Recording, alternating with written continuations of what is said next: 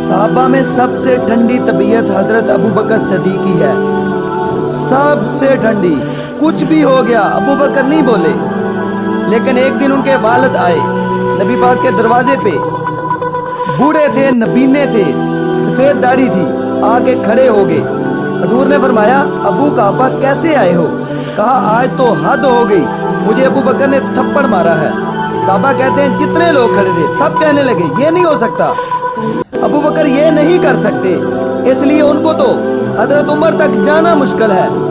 لیکن جناب صدیق اکبر کی تو بچے بچے تک پہنچ رسائی ہے، وہ تو ٹھنڈے مزاج کے حلیم بردبار آدمی ہے، ہو نہیں سکتا۔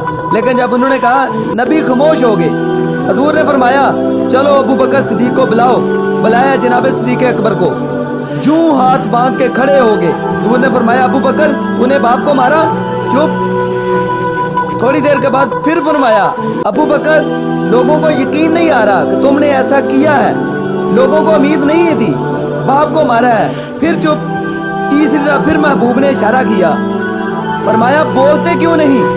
جناب صدیق اکبر نے سر اٹھایا تو آنسوؤں کے قطرے داڑھی پہ گر رہے تھے۔ جناب صدیق اکبر نے سر اٹھایا تو رو رہے تھے، عرض کرنے لگے باپ سے کہیں تلوار پکڑے میرے ٹکڑے ٹکڑے کر دے، یہاں کٹ جاؤں گا، باپ کے آگے بولوں گا نہیں، اس سے کہو مجھے کاٹ ڈالے، مار ڈالے، پر آپ کے بارے میں بات نہ کرے۔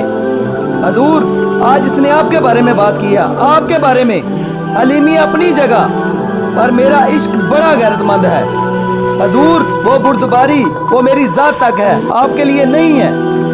یا رسول اللہ آج اس نے آپ کے بارے میں بات کی ہے، شکر کرو میرے ہاتھ میں تلوار نہیں تھی، ورنہ آج باپ کی گردن کٹتی اور میں لوگوں کو بتاتا ہمارے نزدیک صرف وہ بندہ بچے گا جو نبی پاک کا وفادار ہوگا اور دوسرا کوئی نہیں۔